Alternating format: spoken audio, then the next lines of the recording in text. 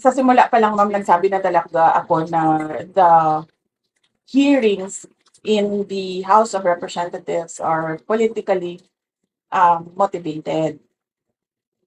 Unang-una, nagsimula yan last year, di ba? Kung maalala ninyo, nagsimula talaga yan last year sa confidential funds.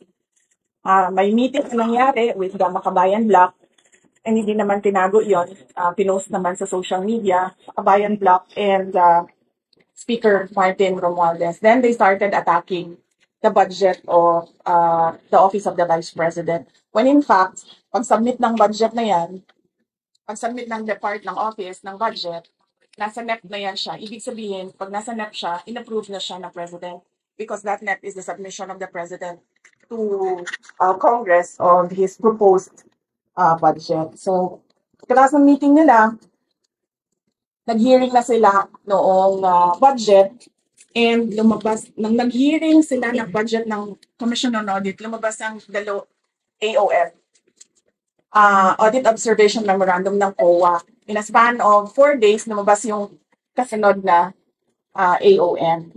So para bang para bang meron silang collusion noon na dito natin aatakihin, ito yung gagawin natin. So lumabas nga yung AOM, sinagot naman namin yung mga AOM because we fully respect the mandate of COA to audit funds. So sinagot namin.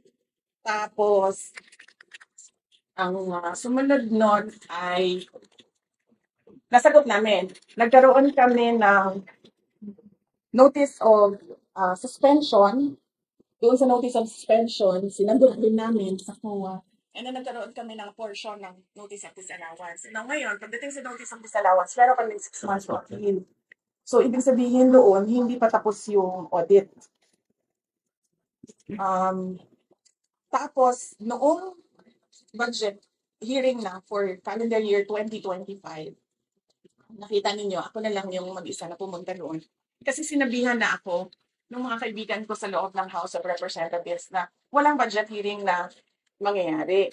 Gagawin lang nila is aatakihin kanila sa confidential parts.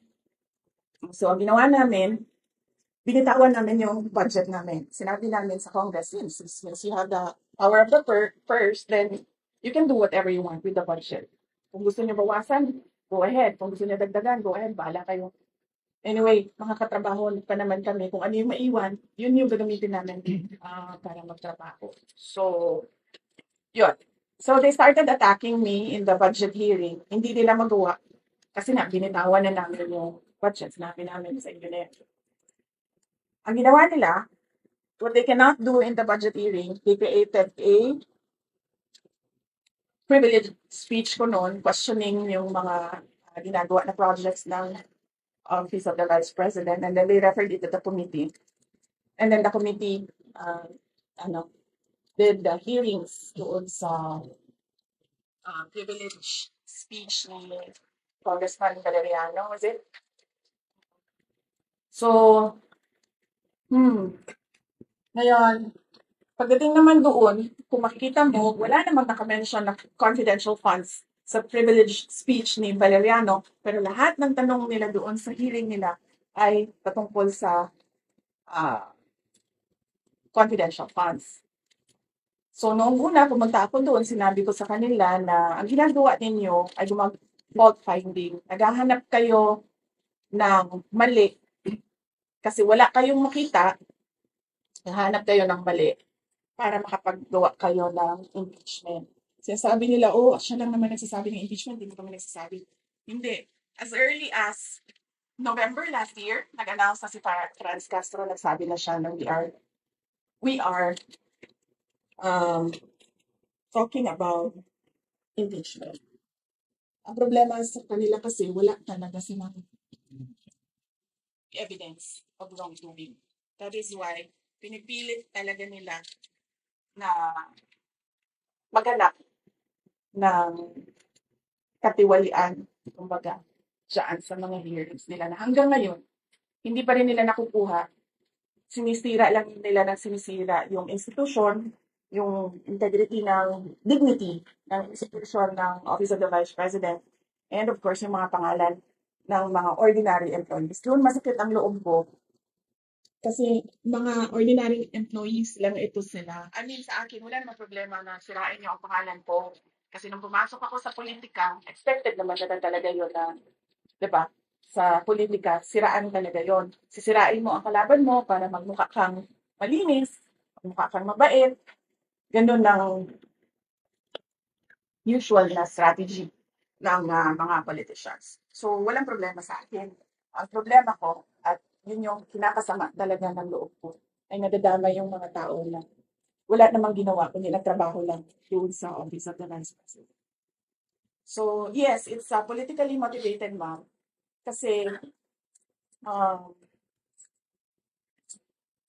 dahil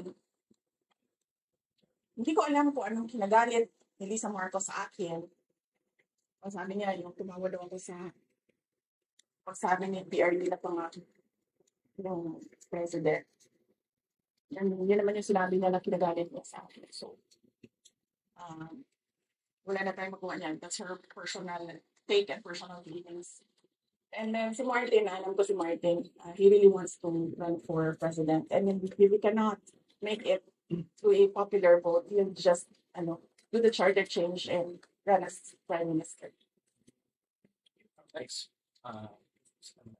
Mga expression ng din ay ang office niyo po dito at yung programa namin sa XFM, sa Dito Katropa ay may establish ng partnership na talaga. May referrals kami ng mga pasyente, tinatawag dito kay Dr. Base, tapos nirespondihan. Sayang naman yung umpisahan namin partnership na mag-close yung office dito. Yes, kahit man ako, nasisayangan din ako sa effort nila Doc Chris at lahat ng mga satellite offices sa iba't ibang lugar. Dahil hindi naman ito sila kasi mga politiko eh. Karamihan sa kanila, mga ano lang talaga, mga Pilipino na gusto lang talaga tumulong at magtrabaho at magserbisyo sa taong bayan. Nasisayangan din ako at saka nakita ko kasi sa Davao City nung mayor ako na kailangan talaga ng iba't ibang satellite offices. Actually, ang tawag namin sa Davao City district offices. Divided into 11 districts sa Davao City. One district office per district. Political district, we call it. Nakikita ko kasi madami talagang mga tao na pag hindi malapit yung access nila sa government services, wala na rin sila talagang initiative na pumunta kung nasaan yung sentro. So, yes, nasasayangan din kami. Pero tingnan natin, sir, kung ano yung kalabasan na budget ng Office of the Vice President, and then we'll work around it and see what projects we still can do by January 25. Next, from the Daily Garden. From the judging, especially from the way things are, it is quite obvious that you are demolition and being discredited because of the 2020 elections. My question is, are you eyeing the presidency in 2020? Wala pa yan sa mga plano ko, ma'am. I was asked kung tatakbo ba ako sa 2028 and then I answered doon sa mga kasamahan natin sa media sa National Capital Region. December 2026 will be the best time to decide kung tatakbo sa 2028. First of all, from the open media, sabi po ni Deputy Speaker Suarez, Bakit daw pare-parehas yung mga travel order na bakit pare-pareho na may travel order lahat ng mga officials ng Philippines sinusubpina?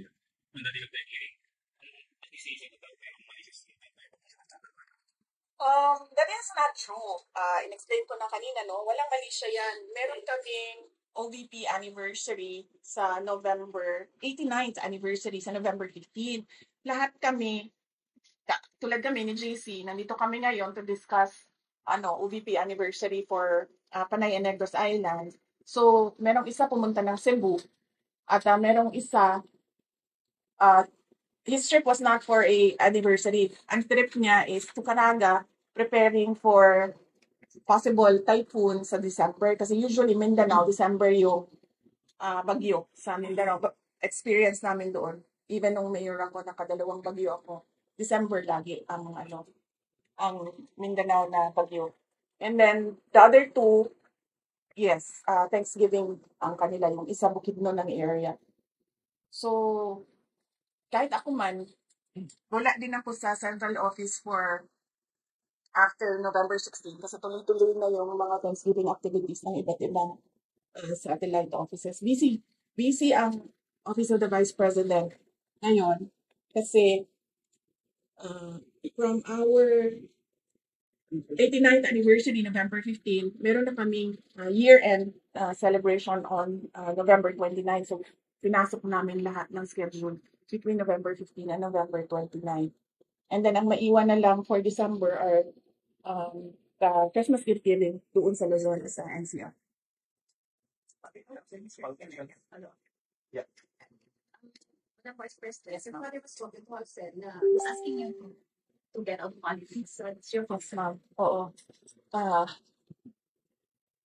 Pagkatapos niya ako sinabi na tumakbo ako ng tumakbo akong mayor, tumakbo akong vice mayor, sabihan niya ako na, darating tayo doon na, darating din tayo doon na hindi na ako sasali sa politics. Ako man, gusto ko din.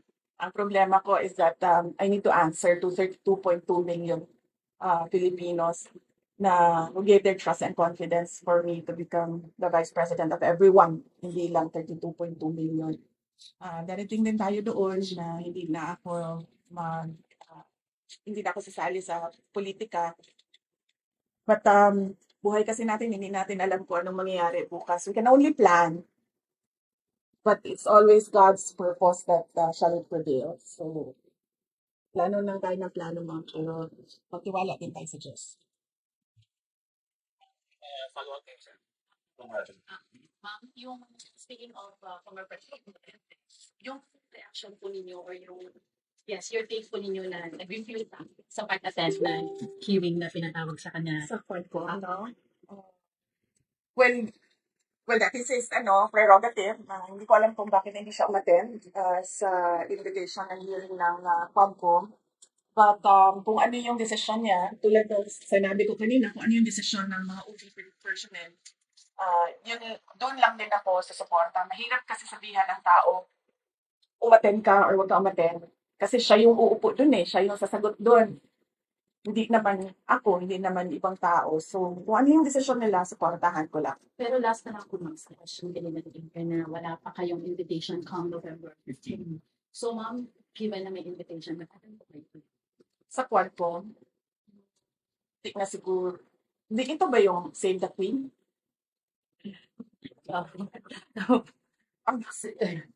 Attend po kayo ma'am. Kung yung Save the Queen lang komentan ko na lang yan siya mga. Kasi ma'am, walang gumagawa ng operation na sasabihin niya kung ano yung objective ng operation niya. Let's say, for example, ang operation ko ay Save the Queen. Napaka-obvious naman siguro nun na parang tipong